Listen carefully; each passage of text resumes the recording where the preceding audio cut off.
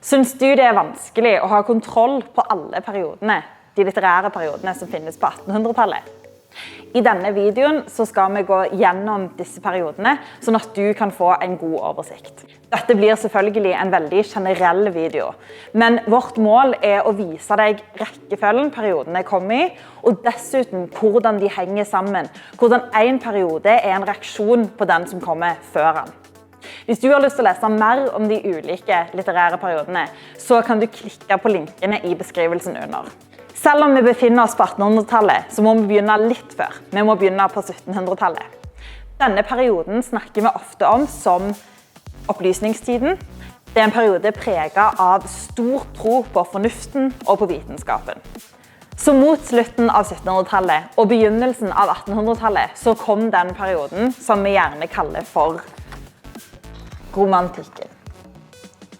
Romantikken er en periode preget av en reaksjon mot den fornuftige opplysningstiden. Nå skulle litteraturen være viltvoksende, full av følelser og fantasi. Det er da ingen overraskelse at lyrikken får sin storhetstid. Og i Norge så er en av de viktigste, faktisk den viktigste, romantikeren Henrik Wergeland. Etter 1814 blir nasjonalromantikken en viktig tendens i norsk litteratur. Her blandes romantikken sammen med en sterk følelse for og kjærlighet for nasjonen. Dette er ikke bare en tendens vi ser i Norge, men i hele Europa, og folkelige litteraturtyper som myter, sagn og eventyr blir veldig viktige i denne perioden. Da kommer det sikkert ikke som noen overraskelse at et av de viktigste bidragene til norsk nasjonalromantikk er Asbjørnsen og Moe. Midten av 1800-tallet ble en urolig periode i Europa. Forfatterne begynte mer å se på samfunnets problemer, og en viktig litteraturkritiker fra tida, Georg Brandes, mente at det faktisk var forfatternes jobb å sette problemer under debatt. Den litterære perioden som oppstod i denne tida, er det vi kaller realisme.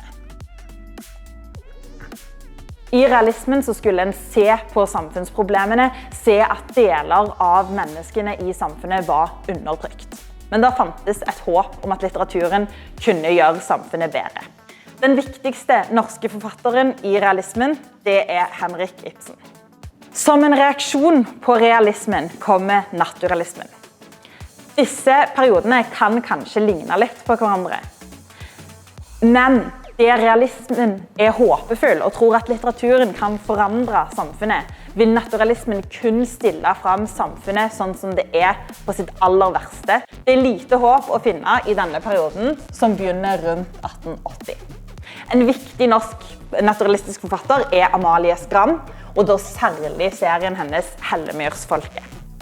Mot slutten av 1800-tallet så kommer det igjen nye tendenser i nyromantikken og modernismen.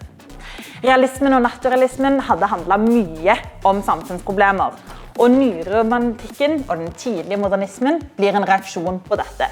Nå er det menneskers følelsesliv som skal stå i sentrum. Et typisk eksempel på modernismen i Norge, eller nyromantikken og modernismen i Norge, det er Knut Hamsuns Sult.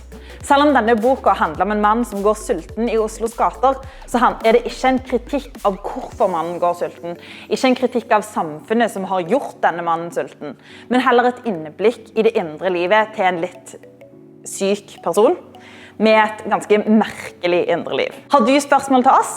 Bruk kommentarfeltet, så skal vi svare.